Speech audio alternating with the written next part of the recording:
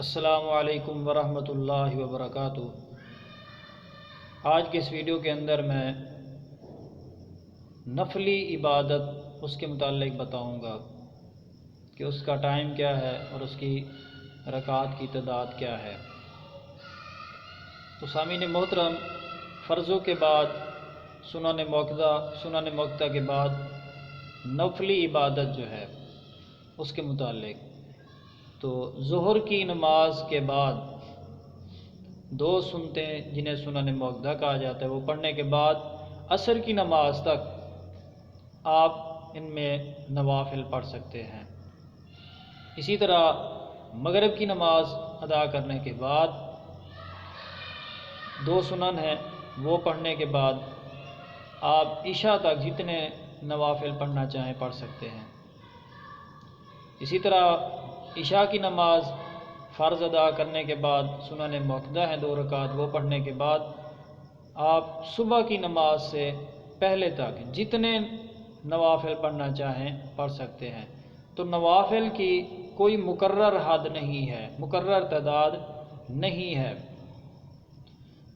تو ہمارے ہاں قیام اللیل، نماز تہجد، نماز تراویح، یہ 3 نام ہیں جو رات کی نماز کے لیے جاتے ہیں۔ تو سامعین محترم، یہ نماز ایک ہی ہے۔ اگر اسے عشاء کی نماز کے بعد، جسے ہم تراویح کہتے ہیں، عشاء کی نماز کے فوراً بعد ادا کیا جائے تو وہ نماز تراویح کہلائے گی۔ رات کے کسی حصے کے اندر اسے پڑھا جائے تو وہ قیام اللیل کہا جائے گا۔ اسی طرح جب صبح کی نماز اذان سے پہلے اگر کوئی شخص سو کے کھڑے ہو کے جو ہے نا وہ نوافل کا اہتمام کرتا ہے تو اسے تہجد کہا جائے گا۔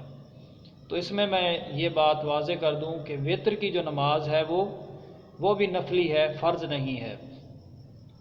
تو کچھ لوگ اعتراض کریں گے اگر میرے بھائی وہ فرض ہے تو میرا ان سے سوال یہ ہے کہ آپ بتا دیں فرض نمازیں کتنی ہیں، تو جواب آئے گا جی 5۔ تو آپ چھٹی نماز کہاں سے فرض کر رہے ہیں؟ اسی طرح دوسری بات یہ ہے جو میں آپ احباب کے سامنے رکھنا چاہتا ہوں، وہ یہ ہے کہ فرض چھوڑنے کے اوپر گناہ لازمی طور کے اوپر ملتا ہے۔ جو بھی آپ فرض جو ہے نا اس کو نہیں ادا کریں گے تو اس کی سزا قرآن اور حدیث میں آپ کو ضرور مل جائے گی۔